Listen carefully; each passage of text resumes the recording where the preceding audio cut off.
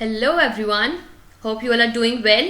So in today's video we'll learn about the basic difference between nucleophilicity and basicity, and we'll learn कि along the period and along the group उनके trends कैसे vary करते हैं. As you know, nucleophilicity and basicity के trends along period and groups are important as इनके ऊपर question पूछा जाता है. So let's get started. So first let's understand the basic difference between basicity and nucleophilicity. So basicity is the ability to accept hydrogen. ठीक है, एक अच्छा base क्या करता है, वो H plus abstract कर लेता है.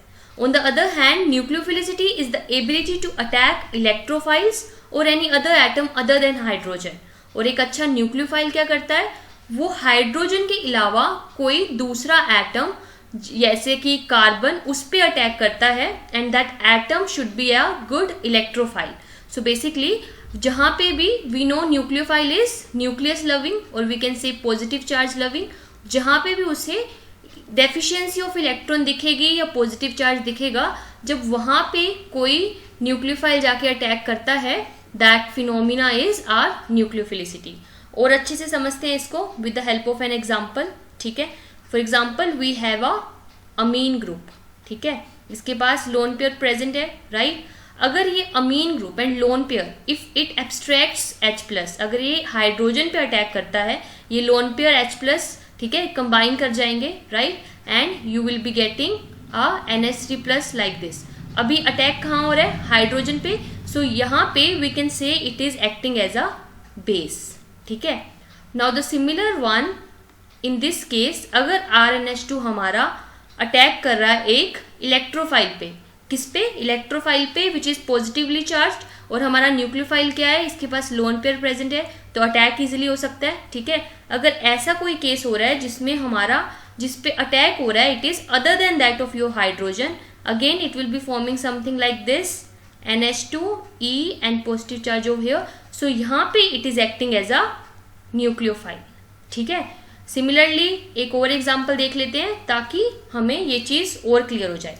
सो for example you have CH3CHO. ठीक है, and you are attacking it with A negative. अब इन दिस केस क्या कर रहा है ये A negative, it is taking hydrogen from this, it is abstracting proton.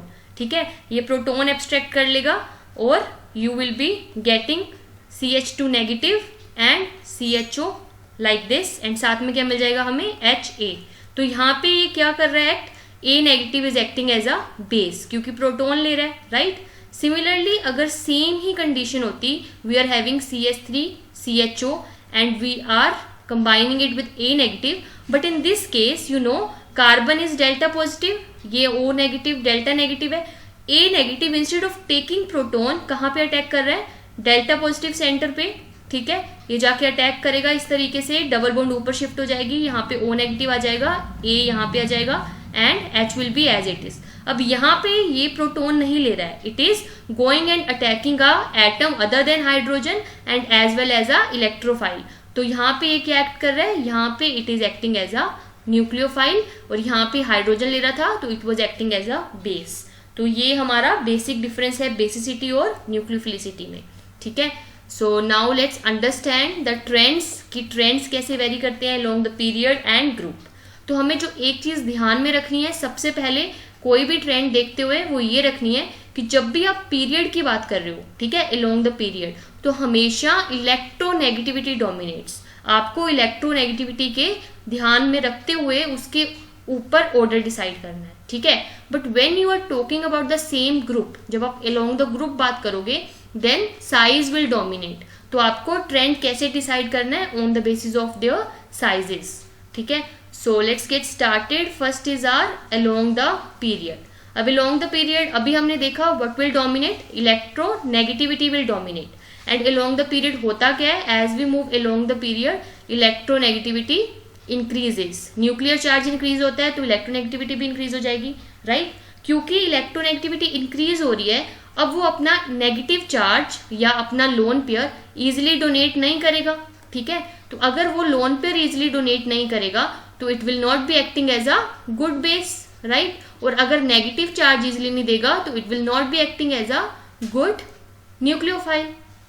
तो हम बोल सकते हैं as we move along the period what happens, our nucleophilicity and our basicity दोनों क्या हो जाएंगी, डिक्रीज हो जाएंगी। और we can also say nucleophilicity is directly proportional to your basicity. Example से समझ जाते हैं और अच्छे से। For example NH2 OH negative, NH2 negative, F negative, we know they are from the same period, carbon, nitrogen, oxygen, fluorine, and as we move along the period क्या हो रहा है, इलेक्ट्रोनेगेटिविटी हमारी इंक्रीज हो रही है। तो अपना इलेक्ट्रॉन फ्लोरीन इजीली नहीं देगा, ठीक है। नाइट्रोजन में इलेक्ट्रोनेगेटिविटी कम है तो ये इजीली इलेक्ट्रॉन दे देगा। तो ये हमारा क्या हो गया, एक अच्छा बेस हो गया, और ये हमारा एक बेकार बेस हो गया। सो हम लोग ट्रेंड के अकॉर्डिंग बोल सकते हैं कि as you move along the period your nucleophilicity decreases and your basicity also decreases, ठीक है। सो ये अलोंग द पीरियड का ट्रेंड है। Now let's see along the group. अब अलोंग द ग्रुप क्या चीज हमें ध्यान में रखनी है, साइज फैक्टर, ठीक है। और अलोंग द ग्रुप एक और चीज इंपॉर्टेंट रोल प्ले करती है, that is our solvent. As a result, जैसे पीरियड में एक ही केस बना था, ठीक है, solvent was not an important factor over there. यहाँ पे आपके दो केसेस बनेंगे कंसिडरिंग कि सोलवेंट कैसा है, पोलर प्रोटिक है या पोलर अप्रोटिक है, ठीक है। सो पहले देखते हैं polar protic. Polar protic solvent कौन से होते हैं, जैसे कि आपका H2O वाटर, यानी कि दोनों आयनिक फॉर्म में है, पोलर फॉर्म में है, H+OH-, राइट। इस केस में क्या होगा, जितना छोटा आपका एटम होगा उतना ज्यादा उसका हाइड्रेशन होगा। मान लो कोई एटम छोटा सा है, उसको वाटर मॉलिक्यूल्स ज्यादा इजीली कवर कर लेंगे। अब उसको ज्यादा इजीली कवर कर लेंगे, जैसे आप देखो यहाँ पे आपका एक एनायन है और इसको वाटर मॉलिक्यूल्स ने सब चारों तरफ से कवर किया हुआ है, ठीक है। Nucleophile forming hydrogen bond with the molecules of your protic solvent. तो जब उसको कवर कर लेगा तो क्या होगा, there will be less more dipole interaction and less is the tendency to act as a good nucleophile. अब इसको कवर कर लिया चारों तरफ से तो ये जाके अटैक नहीं कर सकता इजिली X-, राइट। तो हम ये बोल सकते हैं कि अब जितना साइज बड़ा होगा उतना कम इंटरेक्शन होगा विद द पोलर सॉल्वेंट, उतना ज्यादा वो अच्छा न्यूक्लियोफाइल होगा, ठीक है। और जितना छोटा होगा उतना ज्यादा इंटरेक्शन होगा और वो उतना बेकार न्यूक्लियोफाइल होगा। सो हम बोल सकते हैं कि अलोंग द ग्रुप क्या हो रहा है, हमारा न्यूक्लियोफिलिसिटी इंक्रीज हो रहा है। For example fluorine, chlorine, bromine and iodine, because fluorine सबसे छोटा है, ठीक है, इजिली कवर हो जाएगा। बायोपोलर सॉल्वेंट तो अच्छा न्यूक्लियोफाइल की एक तरह नहीं करेगा, बट आयोडीन बड़ा है तो it will be acting as a good nucleophile. So हम बोल सकते हैं nucleophilicity increases. But for basicity क्या होगा, along the group your size is increasing, right। अब बेसिसिटी को सॉल्वेंट से कोई ज्यादा मतलब नहीं है, उसको तो H+ ही लेना है। तो उसमें हम क्या देख रहे हैं, साइज फैक्टर, साइज बढ़ रहा है। मान लो I नेगेटिव का साइज बहुत बड़ा है, ठीक है, इसका ऑलरेडी बहुत बड़ा है, तो नेगेटिव चार्ज इसके ऊपर इजिली डिस्पर्स हो जाएगा।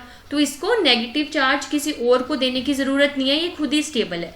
बट फ्लोरीन क्या है, हमारा छोटा है, तो इसके ऊपर नेगेटिव चार्ज इजिली डिस्पर्स नहीं हो रहा, ये अनस्टेबल है। तो ये चाहेगा कि ये फटाफट से कहीं से H+ लेके स्टेबल हो जाए। So as a result F- हमारा अच्छा बेस की तरह एक्ट करेगा and I- will be acting as a less good base. So हम बोल सकते हैं अलोंग द ग्रुप क्या हो रहा है, हमारा बेसिक कैरेक्टर और we can see basicity is decreasing, ठीक है। न्यूक्लियोफिलिसिटी बढ़ेगी और बेसिसिटी डिक्रीज होगी in your polar protic solvent, ठीक है।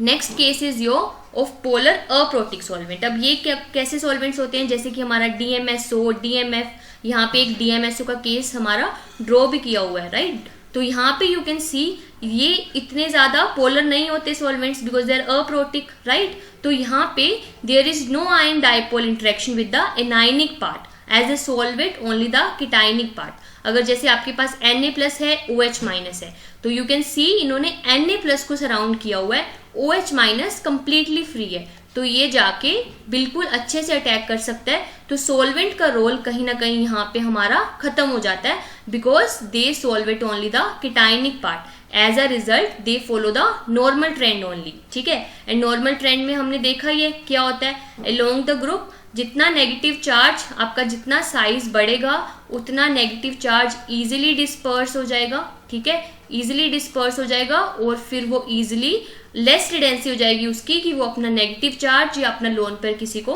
डोनेट करे। For example again fluorine, chlorine, bromine and iodine, क्योंकि आयोडीन बड़ा है, उसके ऊपर नेगेटिव चार्ज स्टेबल है, इजिली डिस्पर्स हो रहा है, तो इजिली नहीं देगा अपना लोन पेयर किसी को। सिमिलरली फ्लोरीन छोटा है, इट विल ट्राई कि कहीं से H+ ले ले और सिमिलरली F- जाके अटैक भी कर ले। So in this case again as you move along the group your basicity decreases and your nucleophilicity also decreases। तो यहाँ हम बोल सकते हैं कि basicity is directly proportional to your nucleophilicity, ठीक है। लेकिन पोलर प्रोटिक में क्या हो रहा था, उल्टे हो रहे थे, यानी कि basicity is inversely proportional to your nucleophilicity। यहाँ पे उल्टा है, यहाँ पे they are directly प्रोपोर्शनल। और जो हमने सबसे पहले देखा अलोंग द पीरियड, यहाँ पे भी basicity is directly proportional to your nucleophilicity, ठीक है। तो ये हमारे 3 केसेस इस तरीके से बनते हैं। सो वी कैन से, अगर हम एक साथ इसको लिखना चाहें इनके ट्रेंड्स को, तो with the help of examples हम लिख सकते हैं। For example you have NH2 negative, OH negative and F negative. Let's just summarize. You know along the period क्या होगा, आपका न्यूक्लियोफिलिसिटी भी डिक्रीज हो जाएगी एंड योर बेसिसिटी भी क्या हो जाएगी, डिक्रीज हो जाएगी, ठीक है। Along the group polar protic solvent के केस में क्या होगा, F-, chloride, bromide and iodide है हमारे पास, ठीक है। पोलर प्रोटिक सॉल्वेंट में क्या होगा, सोल्वेशन हो जाएगा, तो बड़ा आपका इजिली सोल्वेट नहीं हो पाएगा, छोटा इजिली सोल्वेट हो जाएगा। तो इस केस में बेसिसिटी और न्यूक्लियोफिलिसिटी इनवर्स हो जाते हैं। तो we can say nucleophilicity increases and your basicity क्या हो रही है, decreases. Along the polar aprotic solvent group के केस में जो पोलर अप्रोटिक सॉल्वेंट होता है, तो उस केस में हमारा क्या होता है, the cationic part is solvated only, anionic free होता है, तो नॉर्मल ट्रेंड फॉलो करेगा। So along the group polar aprotic solvent में क्या होता है, हमारी बेसिसिटी भी डिक्रीज हो जाती है एंड हमारी न्यूक्लियोफिलिसिटी भी डिक्रीज हो जाती है। तो हम लोग इससे ये भी बोल सकते हैं कि इस केस में nucleophilicity is directly proportional to your basicity, ठीक है। इस केस में your nucleophilicity is inversely proportional to your basicity and इस केस में भी nucleophilicity is directly proportional to your basicity. तो इस तरीके से we can easily find the trends, चाहे हम कोई भी एलिमेंट्स की देखनी हो, ठीक है। और जो सॉल्वेंट के अलावा there is one more factor which affects your nucleophilicity, that is your steric factor, ठीक है। स्टेरिक फैक्टर में भी यही होता है, ठीक है। अब स्टेरिक फैक्टर में क्या होगा, हमारा nucleophilicity is directly proportional to your steric factor. जितना स्टेरिक हिंड्रेंस ज्यादा होगा, ठीक है, उतनी आपकी न्यूक्लियोफिलिसिटी अफेक्ट हो जाएगी, ठीक है। Let's see, but basicity is independent, उसको स्टेरिक फैक्टर से कोई फर्क नहीं पड़ता है। एक एग्जाम्पल से अच्छे से समझ में आएगा, जैसे कि CH3 CH2O नेगेटिव है हमारे पास, then CH3 CHO negative, CH3 है, then CH3 CH3 CH3O negative है। तो यू कैन सी यहाँ पे क्या है, हिंड्रेंस क्या है हमारा, सबसे ज्यादा है, ठीक है। हिंड्रेंस अगर सबसे ज्यादा हुआ यहाँ पे, तो ये इजिली जाके अटैक नहीं कर पाएगा। अगर हिंड्रेंस ज्यादा हुआ तो you can say steric nucleophilicity कम हो जाएगी, ठीक है। जितना हिंड्रेंस ज्यादा न्यूक्लियोफिलिसिटी कम हो जाएगी, इनवर्सली प्रोपोर्शनल, ठीक है। बेसिसिटी पे कोई फर्क नहीं पड़ेगा। तो हम बोल सकते हैं अगर आप इस ऑर्डर में जाओगे तो न्यूक्लियोफिलिसिटी पे क्या इफेक्ट हो रहा है, इट डिक्रीजेस, बट बेसिसिटी पे कोई इफेक्ट नहीं होगा। बेसिसिटी के लिए तो उल्टा यहाँ पे प्लस आई इफेक्ट लग रहा है, नेगेटिव चार्ज बढ़ रहा है, तो अच्छा ही है। तो बेसिसिटी क्या हो जाएगी हमारी, इंक्रीज हो जाएगी। तो स्टेरिक फैक्टर भी एक इम्पोर्टेंट रोल प्ले करता है यहाँ पे, ठीक है। तो दैट्स ऑल, ठीक है। So that's all about today session guys. I hope you have liked it. कोई भी डाउट हो you can let me know in the comment section, ठीक है। And for the next video you can also suggest कि आपको किस topic पे next video चाहिए। Thank you so much, bye bye, take care.